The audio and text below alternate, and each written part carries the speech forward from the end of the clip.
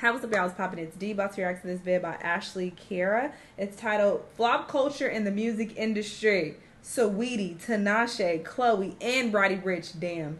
Y'all check out Ashley's channel. I will leave the link to this video in the description. Seems like she makes videos like this or whatever the case, like Naomi Cannibal and people like that. But yeah, we're gonna see how this goes and what she has to say. Let's watch. Hi lovely people, welcome back to my channel. Today we're going to briefly discuss social media's obsession with musical artists quote-unquote flopping and what actually constitutes a flop, as well as highlight a few sleeper hit songs that did not immediately succeed on the charts but went on to become hit songs weeks, months, and even years after its initial release. I was inspired to do this video when I saw a few tweets a while ago from singer-songwriter and former Fifth Harmony group member Ricch, talking about how quickly people are to dismiss music without really giving the song or the artist a chance. Because we're still in the microwave era of music, coupled with streaming and social media, more and more people are able to voice their dissatisfaction with the new release by calling it trash or a flop, even if the song or album has been available for release for less than 24 hours. While music is subjective and everyone has a right to their opinion regarding a new record, I feel like it's become commonplace to trash a record and to a certain extent, bully an artist simply because they don't like the song or an artist. In recent years, social media users have felt the need to engage in aggressive competitive fandom wars where stands feel the need to prove that their fave is either outcharted, outsold, or achieved some type of quantifiable... But you didn't achieve that success. I can't stand when people try to flex other people's success. You look so dumb. What about your success? What about your accolades? What have you accomplished in life? You flexing what the fuck Beyonce did. That is so weird. These people are weird as fuck online. I'm sorry to come for y'all Gen Z, but I feel like it's primarily Gen Z doing this shit. Because look at their fucking profile pictures. These are kids for sure, but y'all sound so dumb. Metric as a way to taunt Beyonce outsold. What have you sold? Nothing. Expectations. As for Lauren, the singer rose to fame in 2012 when she was a contestant on the talent competition show X Factor. After being eliminated, she was later brought back and put into a group alongside Camila Cabello, Dinah Jane, Hermione Corday, and Ally Brooke to form the group Fifth Harmony. As a group, they released 3 studio albums, with the final album without Camila. Since the group announced their hiatus in March of 2018, Lauren has released a few singles such as Expectations and More Than That. She also went on tour with singers Halsey and Banks and has released her debut solo project titled Prelude in November 2021. And most recently, her song Trust Issues in March of 2023. In 2021, Lauren left Columbia Records and started her own label, Attunement Records. So now, as a new independent artist, Lauren has a different perspective of the realities of the pressures of being an artist and making it in the industry. On Twitter, she spoke on how society consumes and digests music by saying, quote, "You know what's sad about the way people consume music today? That y'all don't give anything a chance. Just a bunch of judgment if it doesn't immediately perform and waiting for people to jump on a bandwagon before you actually listen to something. So quick to call something a flop before you give it the time it needs to organically grow and enter the wider sphere of consciousness. She taught y'all calling her a flop. 2 years of a dedicated team and patience to break. Cut it out. So quick to dismiss the incredibly hard work of artists and their teams and reduce it to whether or not it could go viral fast enough. It's so sad because so many people are making beautiful things, and then the internet is telling them that they're worthless, trash, and unsuccessful because metrics and data don't compete with the investment or visibility these major label artists have. Preach. Even then, I feel like artists signed to labels are suffering too." Lauren went on to say, like, "This is our livelihood and hearts, not just entertainment or disposable product. Everybody feels like such a dogpile hater and a critic until everybody likes something. Or it feels like everybody likes something, and even then, if they get too much love, y'all are ready to destroy and dissect anything else they release. It's just really sad to watch that happen over and over again. To all of my artists out there making things passionately and pouring your everything into what you create, just trust the process and don't give up on yourself because of the fake internet critics' trash takes about what you have to offer," unquote. I echo Lauren's thoughts because nowadays on social media, it has become purely a numbers game, with various fan bases and stands not realizing that it takes the fun and joy out of music. When you see various stands pollute the comment section of how an artist or a song is trashed or how it flopped or how an artist contemporary is doing better than them in certain sales figures, I can imagine as an artist who is in the business because they simply love to make music will be discouraged by unfair or unrealistic music critics and standards. Even beyond the music, people on social media can be overly critical to the point where it could force an artist to leave social media altogether, as it can take a toll on their mental health. Since Chloë and her sister Halle created their own separate social media accounts in 2021, Chloë began to embark on her own solo career. And with that came with Chloë finding herself personally and professionally in front of the world. Over the last 2 to 3 years, the singer-songwriter and producer has released a few songs, and most recently her debut solo album, In Pieces, in March of 2023. Along with various comments about the music she's released, there have been more targeted, not so nice comments about Chloë as a person, ranging from people thinking she's showing and selling off her body for male attention, and that she's doing too much in her photos or performances. Chloë spoke with Taraji P. Henson on her show Peace of Mind about how she's been dealing with insecurity, and she's had moments of feeling less than.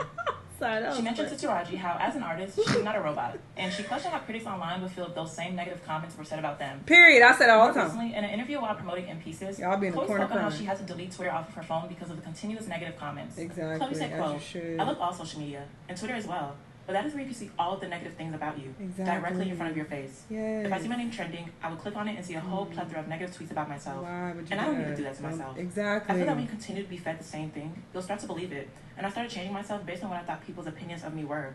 And that's not okay." Unquote. Preach, girl. Send that quote to Cardi. Another artist who fell victim to the toxicity on Facts. social media. Delete that shit. The Grammy Award-winning rapper was coming off of the massive success of his debut album, Please Excuse Me for Being Antisocial, released in 2019. The album went #1 on the Billboard 200 and featured the diamond-selling single The Box, which also went #1 on the charts. 2 years later, in 2021, Roddy Ricch released his second album, Live Life Fast, in which it did not receive a lot of positive reactions on social media, but that did not deter the rapper from releasing new music after that album. In February 2022, Roddy teased a snippet of a new song called Out My Mind on his Twitter, and immediately was met with mean and negative comments about how bad people felt the track was. The criticism from social media users had to be incredibly discouraging, as Roddy deactivated both his Twitter and Instagram the same day. Personally, I did not feel that the song was that bad, to the point where it warranted all the negative reactions of people claiming that he fell off compared to his previous album and mixtape releases. Recently, I kind of agree. I mean, they ain't got to do all this, and they are a bit dramatic online. Of course, we all know this, but his new shit is significantly worse than his older shit. So I understand people being like, what the fuck is this? Even though it's not that bad, it might be passable and acceptable, but if you're comparing it to his previous work, it's a huge downgrade. It just is. I've listened to it, and it's not that great. It's mediocre at best, in my personal opinion. But yeah, compared to his first album, it's just such a letdown. Roddy's episode on the Hulu show Rap Caviar Presents, where Roddy briefly discussed this incident. Roddy mentioned how he deleted his social media because he was going through a lot personally. Roddy said, quote, "I was going through what one would call depression, or one would call it, just figuring out his life. Damn. I had my first son, and I did not know how to handle that. There were a lot of things that I had to grow up and understand and learn, and I did not want to do that in front of the world," unquote. He went on to say that at the end of the day, he loves his fans and appreciates everybody that supports him, but, quote, "These people have to put themselves in our shoes, and sometimes you just don't feel like dealing with nobody, let alone the world. The opinions of people that you don't even know. So I deleted all of my ish because I felt like it was bad." You unquote. should. When the situation happened and when I watched this episode, I truly felt bad for Roddy because I feel like people forgot that at that time, Roddy was just 23 years old. Like one social media user said, he is way too talented and young for people to have written him off the way that they did so quickly. Roddy nor anyone deserves to be bullied off of social media. He is just another example of an artist that Lauren was talking about, of how people are quick to dogpile hate just as quickly as they built up an artist. Saweetie would be another example of an artist I feel social media loves to clown. The rapper rose to prominence with her song Icy Girl in 2017, which is a freestyle to the rapper Kaya's song My Neck, My Back. Over the years, Saweetie has released several songs and EPs such as High Maintenance, Icy, Pretty Summer Playlist Season 1, and most recently the single Life, released in November 2022. The single Life received a lot of commentary from people on social media, in which I saw more people dogpiling on how her EP flopped and only sold 2,000 copies than actual critique of the music itself. I am aware of the fact that a lot of people feel Saweetie is not a good rapper and is a product of pretty privilege in the music industry.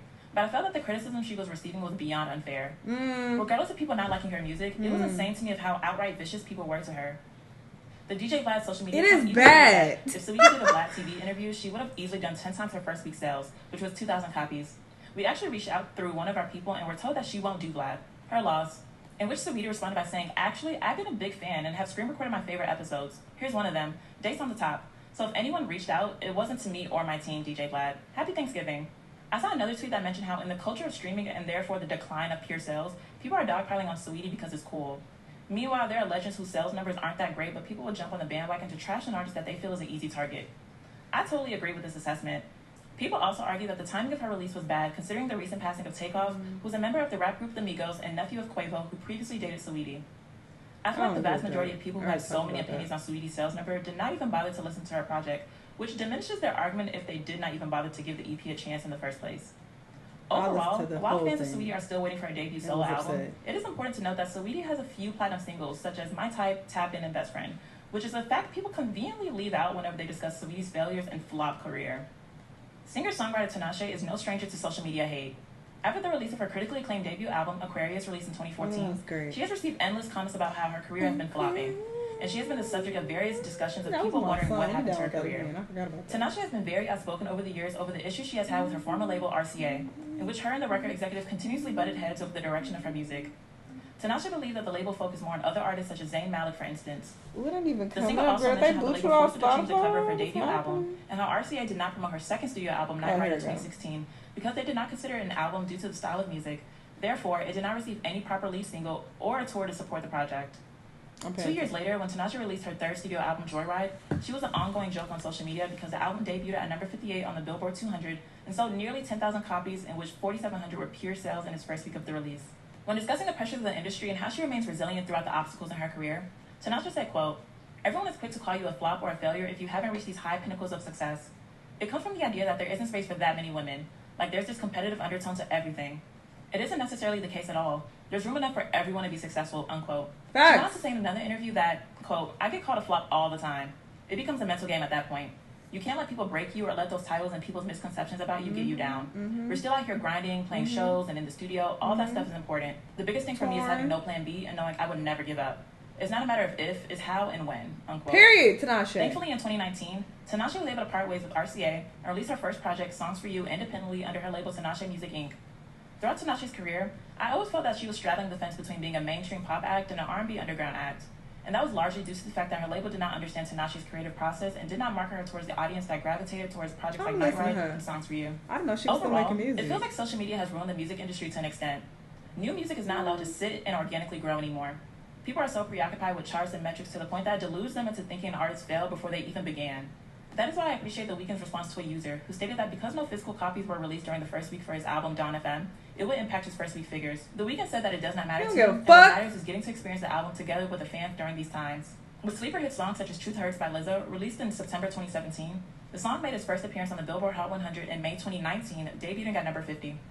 After the song made an appearance in the movie Someone Great and went viral on TikTok, the song eventually shot to number 1 on the charts by September of 2019, which became Lizzo's first number 1, going on to sell 7 million copies in the United States. Get it. Another example of a sleeper hit would be Alessia Caro's song Here. The song was the lead singer from Alessia's debut album Know It All.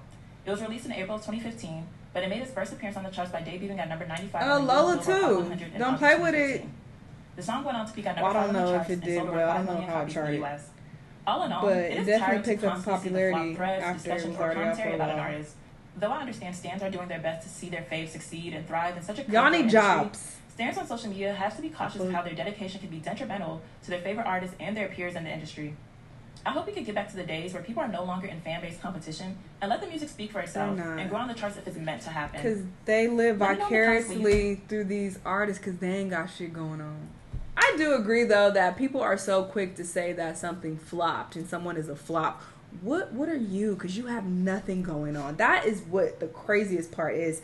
And I really appreciate that a couple of these artists that, you know, she spoke about, they actually recognize that. And they're just like, you know what? I'm tuning this stupid shit out. Like, Chloe's like, I had to delete Twitter. Like, what's the point? Like, I'm looking on there, y'all saying all this negative shit about me. It's a whole bunch of people tweeting from they mama basement with no jobs. They ain't got nothing better to do.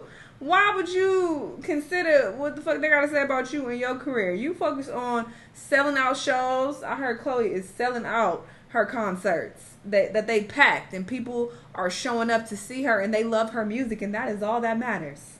So I feel like if they just focus on that, they'll be okay. But of course, if you're looking online, you're gonna see negative shit being said about you, especially if there's some validity to what people are saying. Because to be honest, I didn't like Chloe's album at all. I reviewed the whole thing on my Patreon. I really want to like her music, but it just does not hit for me. I don't like it. So there is some validity in what people are saying. I don't think that people are just hating on her just to hate. I think some people just really don't like her music. I am one of them. It's just, I don't think it's good. Okay? I think it's very dry and mediocre. Roddy Ricch, same thing with him. Sure, there are people who want to hate and people do put on extras, but his music has declined in quality, in my personal opinion, and a lot of other people's personal opinion. Who else did she talk about? It's fucking Saweetie, all right? She irritates me every time I try to listen to one of her songs. I want her to win as well. I think she's super cute. And, I want to like her music because I did enjoy My Type and Icy. Bitches Want to Fight Me. And, maybe another song or two. So I'm like, okay, there's some potential there. So I want to like her shit. But that last EP was terrible. I listened to the entire thing. It was horrible. So there is some validity in what people are saying. That music ain't hitting for them. Of course they're going to put it on thick, but take some of that criticism and get in the studio and do better. I think there can also be a silver lining to all of this where you can be like, people aren't fucking with it. Okay, let me switch it up. Let me, try new things. Get some new producers, new writers, something, So there's that. Because everybody she was listening, I'm like, that I know of, I was like, I don't like that music either. No, I kind of agree with this. But, I do agree that people are just unnecessarily hateful online, that they want to compare certain artists to their favorite artists. Oh, this person outsold you. So fucking what? It's always going to be somebody who was outselling somebody else, okay? What does that mean? That doesn't mean that they're making bad music just based on, metrics alone. But, yeah, some of these people, they don't make good music, in my opinion. Anyway, y'all let me know what y'all think, though. Let me know what other videos you want me to watch, and I'll see y'all the next time. Bye!